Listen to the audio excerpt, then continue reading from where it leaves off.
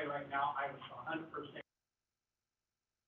Ever since the ambulance service got here, I was against it. I wouldn't have them call me anyway. And so after he got here, he convinced me that that's not the way. He tried to change. I seen his vision. I know what he was trying to do. And he hit a brick wall when he had the man we had before we had her. We had Casey. When he had that, he had a brick wall. People were trying to get him out of here. People were trying to get rid of him.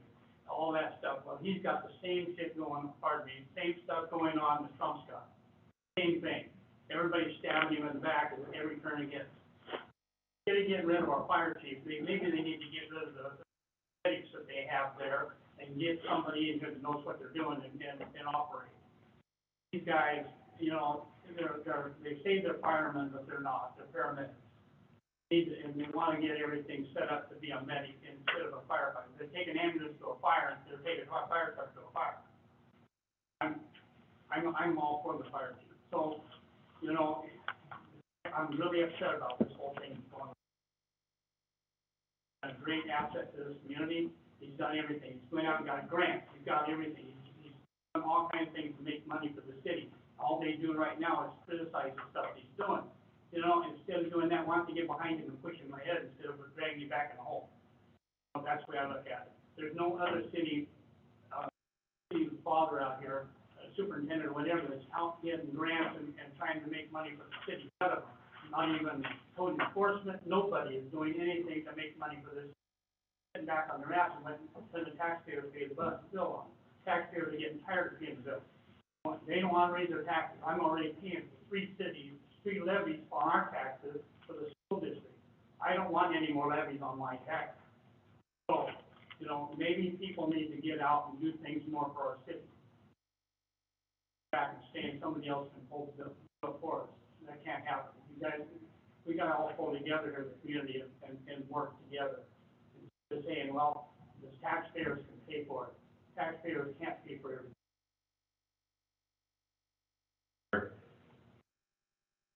I don't have any more names on the list. Anybody else here to speak this evening in public comments? All right, I do want to remind the audience that under the City of Sunnyside's form of government, the council is actually prohibited from getting involved in personnel issues. So it is not a council question. Council did not get together and decide to do something on personnel issue, but I do appreciate your comments, and they have been heard, and I think things are probably not quite as serious as it sounds from reading the newspaper, but that's my opinion. So we will carry on, but I do thank you, and I appreciate public interest in what is going on with our city employees and city functioning of our city. I think it's very important for you to be here and be involved. So thank you for being here and making your comments this evening.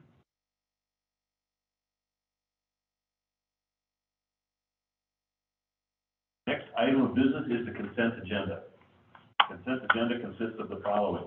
Item A, payroll vouchers. Number 1, approve payroll voucher numbers 119243 through 119250, and wire transfers as listed for $573,357.49 for the period ending February 10, 2023. And B, claim vouchers. Approve claim voucher numbers 105632 through 105694, and wire transfers as listed for $153,741.72 for the period ending on February 8, 2023. Approve claim voucher numbers 105695 through 105758, and wire transfers as listed for $694,306.27 for the period ending on January 15, 2023. Is there any item a council member wishes to pull from the consent agenda? Hearing none, what is the desire of council on this item? Move to approve the consent agenda as presented. Second. All right. Motion by Deputy Mayor Restucci, second by Councilor Hart, to approve the consent agenda as presented. Is there any debate on this item? Hearing none, all in favor of approving this motion, please signify by saying aye. Aye. All opposed, no. I too vote aye, motion carries. Active agenda. Item A, Tucker Sellers property annexation. Consider approving a resolution to begin the annexation of the Tucker Sellers property. Madam will pass this over to Mr. Martin, the Community and Economic Development Director. Mark. Good evening, City Council. Before you, I have a simple resolution that sets in motion the annexation of the Tucker Sellers property. We're all familiar with it at 70 Ray Road. It's for the station.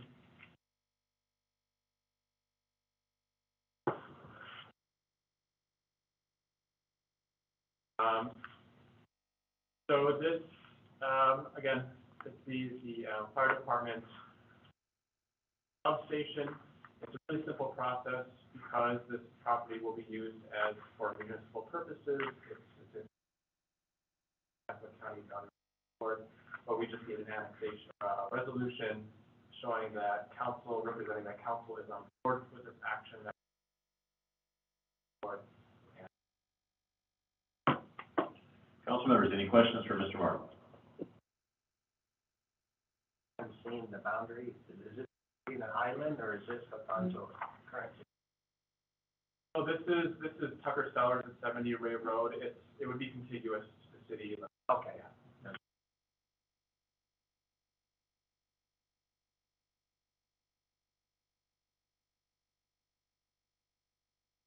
Any further questions for Mr. Martin? Hearing none, what's the desire of council on this item? Move to approve. Second?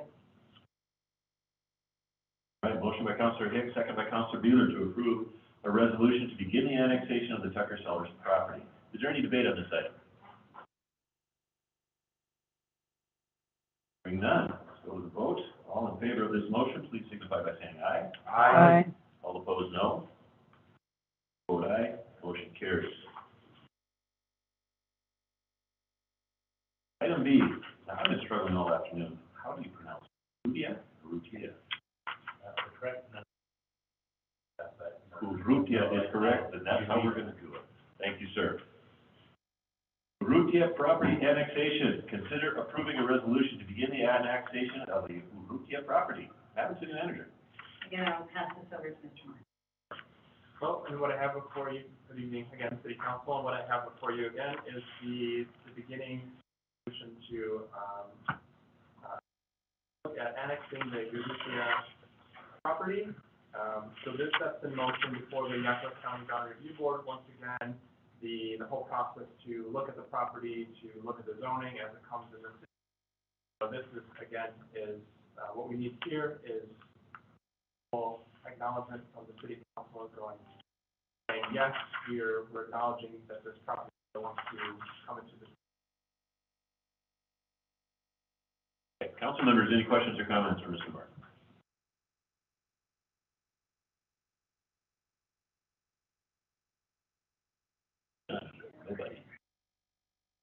On Heffron and Crescent, right up next to Country Gales, with all that over there. Mayor, I move to approve a resolution to begin the annexation of the Urrutia property. I second. All right, we have a motion by Deputy Mayor Risucci, second by Councilor Ripley to approve a resolution to begin the annexation of the Urrutia property. Debate on this item. Hearing none, all in favor of the motion, please signify by saying aye. Aye. All opposed, no. Aye, motion carries. Thank you, everyone. Compensation and classification update, clerical staff reclassification. Consider adopting an ordinance updating the classification and compensation schedule. Madam City Manager. I'm going to turn this over to Ms. Porter. Thank you, Madam City Manager. As you will recall, we had an open position, or we still have an open position as our finance supervisor at City Hall right now. And we were taking a couple of months to sort of evaluate how that position was working, staff auditing it to see if it was classified and compensated correctly for what it was doing. And what I discovered is that yes, it is. But that some of the other positions, the way that they were classified that reported to that position, were clearly not. The individual who was previously in that supervisor position was actually doing the bulk of work that could be passed down, disseminated down to the lower level staff, but unfortunately, the job description that they were working under, didn't allow for a lot of that. That job description is the finance technician description, and that job description has historically covered the people in City Hall as the finance tech, the permit coordinator over on the building side, and the court clerk. I'm not sure why it originally came to being that all of those very, very different jobs were qualified under one job description. But none of them really can do each other's jobs, step in for each other, so it doesn't really make a lot of sense for them to all fall under one job description. So once I started digging into that, I did a lot of, research into the job descriptions and to pay parity and figuring out where they should be placed if we were to reevaluate them. And so, what we came up with are splitting them out into the permit coordinator, the court clerk, and then we actually already had job descriptions for accounting specialist 1 and accounting specialist 2. So we'll keep those ones, just redo the job description a little bit and allow those to take over for this finance technician position. So all of that being said, I'm sure we're aware because we've had a lot of talk about how the parity for our pay is we are significantly underpaid in a lot of positions comparatively to other cities our size, and outside industry that do similar things. And so when I was looking at putting pay scales to those positions, it pretty quickly became clear, like the actual court clerk and permit coordinator were very close pay-wise. So, we created a new pay step for them that is an 11% increase over the 2022 amount. I know it seems like a lot. And then the accounting specialist jobs were 22% lower than what similar jobs were doing. So we took those out, relooked at the pay scale, and, in addition to that, there's another small little step here. So when we looked at reevaluating those, the total cost on that was, about $65,000. But then in talking with revamping some of the things in the clerical bargaining unit, we also discovered that we have a need for a position as a receptionist operator. So it would be somebody who is a live person to answer and direct calls throughout the city, and also a body to work as a receptionist in the fire department and keep that department open regular business days. So we kind of went ahead and threw that into this as we're asking for all of it at once. So the total cost for all of this change is $164,500. And it breaks down across the various funds, being $54,400 as the highest amount in the general fund. Next is the EMS fund at $42,200, and that's because a big portion of that brand new position comes out of it. The rest are, not too terribly bad. Water and sewer fund are about $20,000. But in reality, budget-wise, where we're at, sitting with our salaries, after February, we should be at about 17% of our budget, and we're actually only at 15% right now. So we're actually 14.5. So we do have a little bit of salary savings to compensate for some of this. And in reality, it's just the right thing to do right now. And this contract isn't open for negotiation until next year. But I think if we held off on making some of these parity changes, the amount that we're going to have to look at increasing for next year is going to be much more difficult to bite off. And if I may say something, one of the biggest complaints that we receive at City Hall that I've heard multiple times is our call tree is hard to navigate, and they can't find someone they want to talk to. And I think having this person be our central operator, it is answering the phones and transferring to other departments, will be much needed, less aggravation for our citizens. And then I think it would be so important to see the doors to the fire department open regular business hours. So if there's someone that wants to come in, get a blood pressure check, or, sign up for a CPR class, we'll have a person. public comment to say this would be much less aggravating for the mayor as well, to actually talk to figuring out which button. So, comments, questions? Would certainly echo Mayor Boersma in regard to having someone, a live person to say, oh, let me put you right through. Let me connect your call. I mean, it seems like a really kind of a good thing to be doing. And I really appreciate the idea of having someone at the fire department who can, if I accidentally feel a little lightheaded, can go in and get my blood pressure checked without trying to figure out which door is open. Or I think we do need to be doing CPR classes again in the community. I received a number of calls from other communities wanting to know if we're going to be offering those classes. And I've been told we're going to, but I've not seen any word of that yet. So I'm hoping that indeed we will be having some CPR classes. But I do really feel like someone at the fire department is really necessary. I think the phone-free idea, having a live person there is well worth the money. Other comments? I like the idea of having more people and everything, but I remember when I first got on, we got rid of a bunch because they were just entitled. I'm leery of that. I think it's one comment on the cost, and it's kind of unrelated, but as we're talking about how, and it came up earlier with the resident comments about how the city's not making a sense to raise revenue. I want to remind you that we bought $10 million in bonds last year, and one of those bonds is coming to maturity in the month of March, and that maturity alone is making the city about $125,000. So we have things in the works that are going to help us compensate for these, and now we have another $1 million to reinvest, since it doesn't appear that we need it in our cash spending account at this time also. So there are some revenues that are coming in that we're not expected necessarily to be the amount there. So with that money coming in, are we still looking at raising garbage and the water and everything? Opportunity.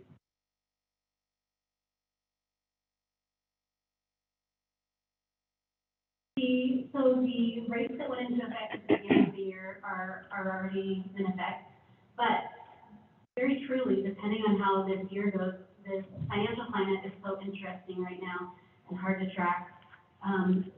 There may not even be as much of a need for increases for next year.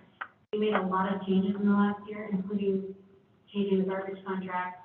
And we have the water plan looked at. We did a rate study, so there's a lot of moving parts. I can't say that one necessarily equates to the other. All of those investment funds have to be, they basically have to reflect where the money fits in the various funds in the city. So it's not like the whole $125,000 can go against the water fund. It has to get split out. Well, Union goes. I've worked with both sides of the union and raises.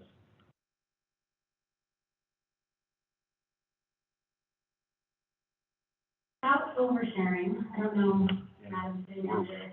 Yeah, We're danger close there. yeah, it's a little close. And we're also wandering from the subject at hand here. We're talking about the compensation schedule and potential employees in City Hall. So, I'm sure we will get opportunities to comment on some of these things, Mr. Beeler. So, any further comment on item C, compensation and classification? Hearing none, what is the desire of council on this item? Move to adopt an ordinance updating the classification and compensation schedule. I will second. All right, we've got a motion by Deputy Mayor Rasucci, second by Councilor Hart to consider to adopt an ordinance updating the classification and compensation schedule. Is there debate on this item? We could talk about this because I was talking about the budget. Right, as we start talking about union negotiations and we start getting into some dangerous territory, we've got to be careful with that. That was my concern. That was my concern as well. Exactly. Okay, further discussion on this? Right, all in favor of this motion, please signify by saying aye. Aye. All opposed, no. Vote aye, motion carries. Thank you. Next item on the agenda is executive session for 20 minutes. Executive session is to evaluate the qualifications of an applicant for public employment or to review the performance of a public employee. There is possible action. So we do not have any other place to meet for executive session but here, so we have to ask our audience to please step outside. After the executive session is over, you'll be invited to come back in and join us for the rest of the meeting. And I do encourage you to do so.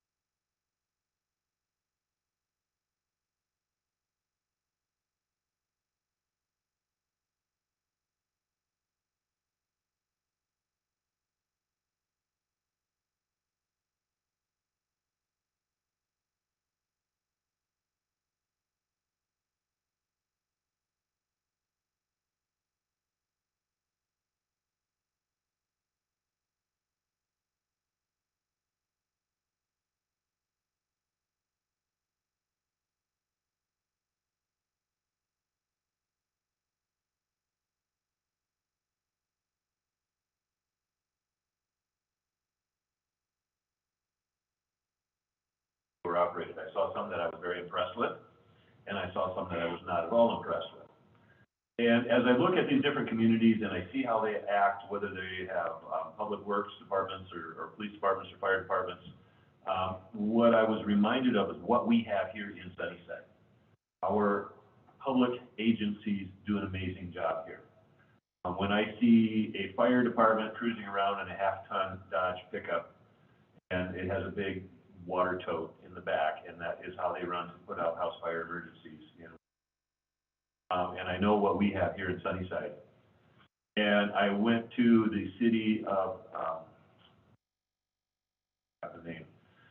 But anyway, I went to the city. It was a French city at one time. They had a mining commitment there, and it was all built out of wood. And every so often, they lose the city block because the houses, the buildings are made out of wood, and the entire block goes. One house goes, the block is gone. We don't see that problem here in Sunnyside. So I do want to express my gratitude to our firefighters and fire department, and express my gratitude to our police department for the work that they do, because we live in an amazing town, and sometimes you have to go away from it in order to see that.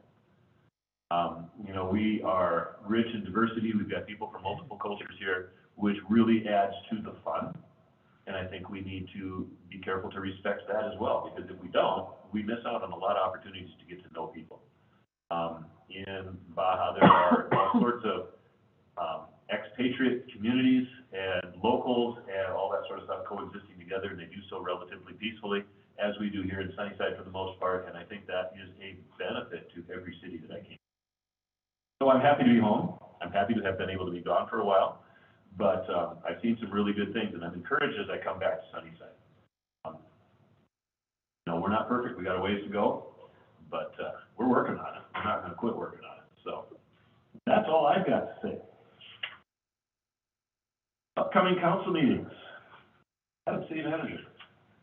Thank you.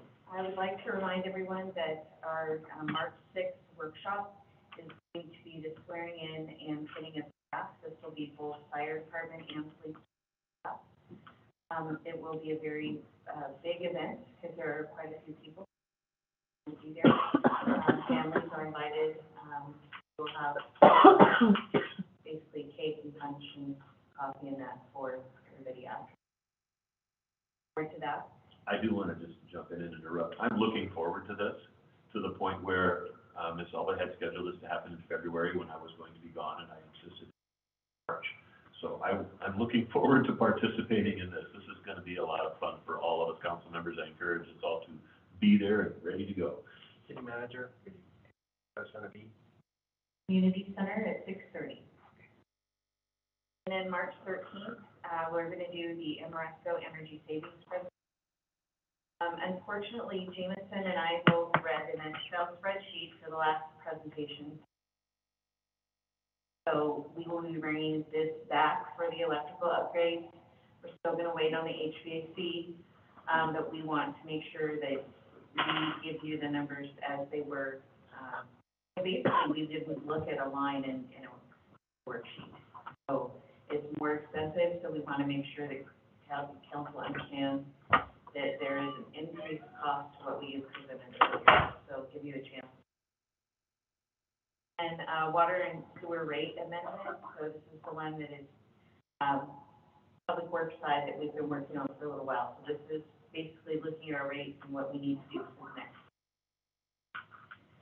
And gateway signs agreement, this will be digital signs that looks much or similar to the ones in Grandview. The ironic thing with this is they brought the contract to me and I read it, and because I was around in Grandview when their signs were built, I said, where's the money we're supposed to have, as part of our revenue from this? And Raul Sanchez that is, was working on it, he said, well, I don't know anything about that, so I got Grandview's agreement, and we said, yes, so we should be getting, so much percentage of the advertising that gets on there, and $3,500 a year for, our stuff. So anyway, in working in another city, negotiated a better contract, and basically said, if you're gonna do this for Grandview, you're gonna do it. These are two free gateway signs, completely free to the city, and there will be a revenue that gets generated from that. We will get to use 18% of the advertising space for city, any kind of city promotion.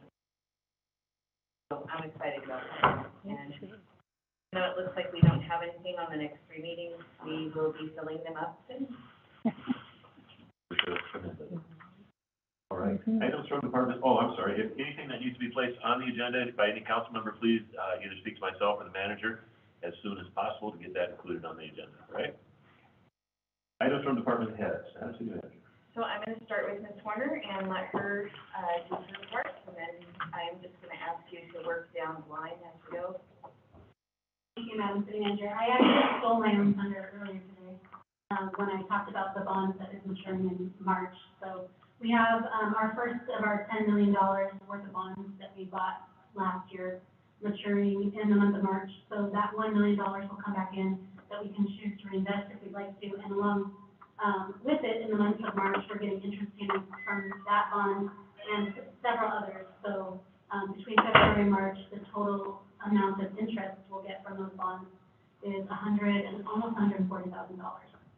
In addition to that, the LGIP is getting really great returns right now as well, so we're getting about $15,000 a month, from that as well. So while, inflation is not good for the community and prices, it is, giving us a little bit of cushion on some other areas. That is pretty much all I've got, except for to give you the update, the first 2 months of operations for the 2023 budget. We are at 15% for expenditures for operations and maintenance, and 16.7 is the percentage of the year we're through, so we're doing really well so far. Revenues, I did not pull them because our biggest revenue comes in tomorrow for the month of February, and the numbers just looked really skewed, so I'll wait until that comes in. I'll be patient. I don't have anything to report tonight. Just a few code enforcement numbers for you. Over the last month, the code enforcement officers, there's been permanent assists, 13 parking, 18 citizen complaints, 11 abandoned vehicles, 43 graffitis, cases, 25 follow-ups, notice of violations issued, 13 citizen assists, and 20 officer cases.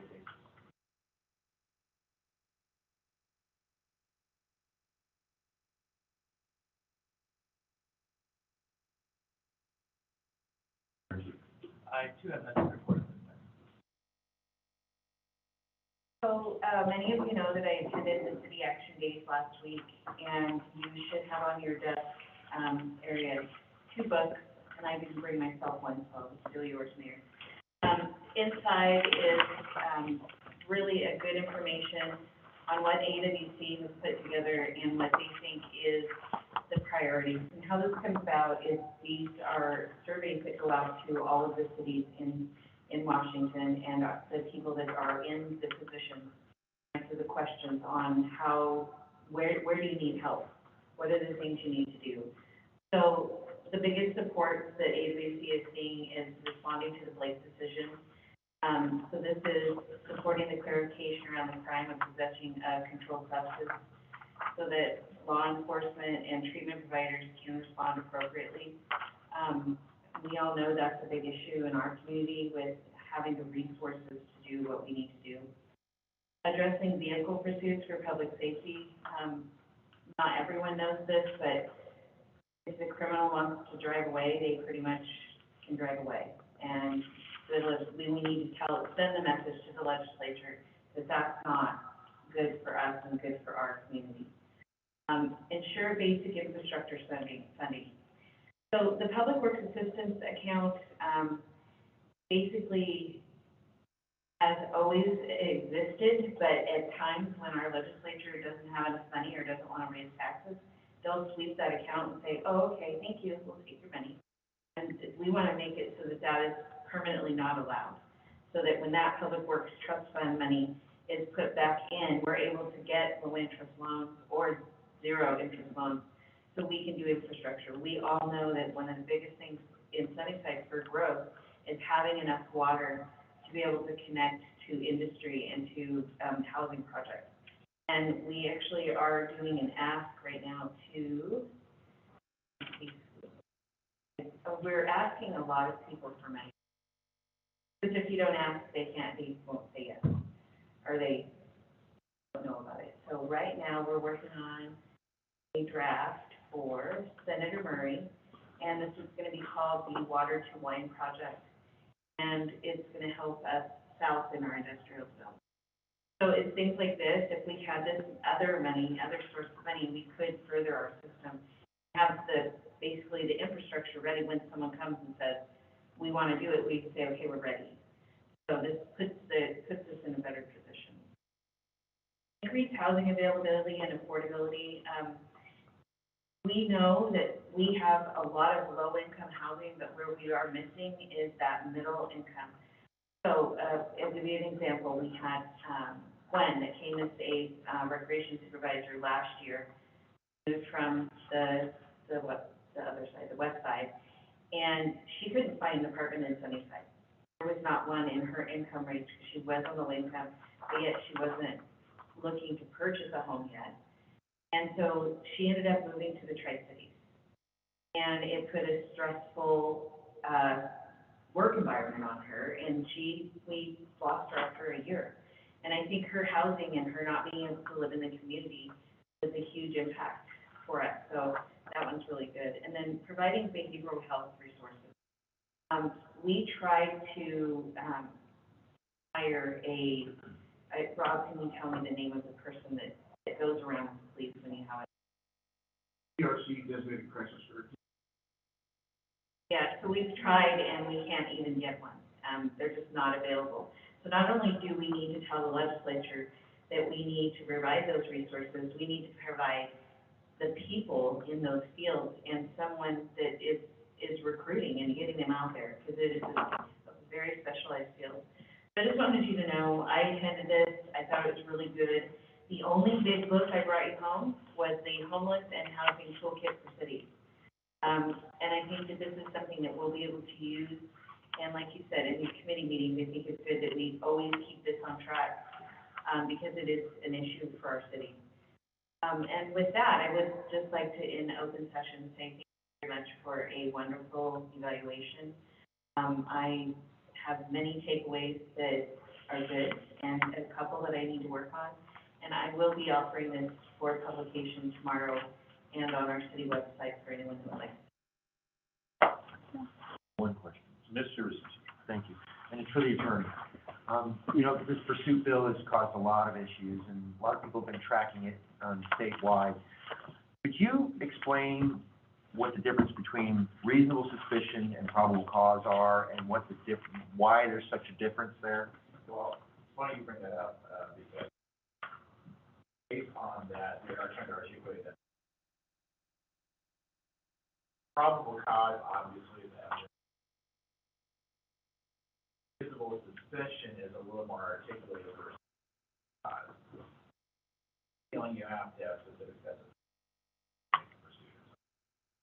State Patrol said that we had a 50% increase in people running from State Patrol in this year, from last year.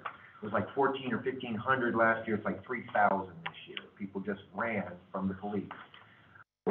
If you're stopped and pulled over and you run, you're breaking the law right there, right? Can't the officer, but the officer can't chase you, right? Yes. Okay. Okay. Sense of this, and this hasn't been played out in the courts quite yet. Over, then there is a line of thinking in the court. However, that has not been played out in Washington Supreme Court. These are left alone. That has to be decided. As of now, if you're legally pulled over, you.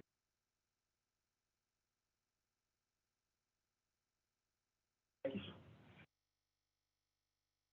I certainly hope they get that resolved as soon as possible. All right, there being no further business to come before council, and without objection, this meeting is adjourned at 7:44 PM. Thank you, everybody, for being here.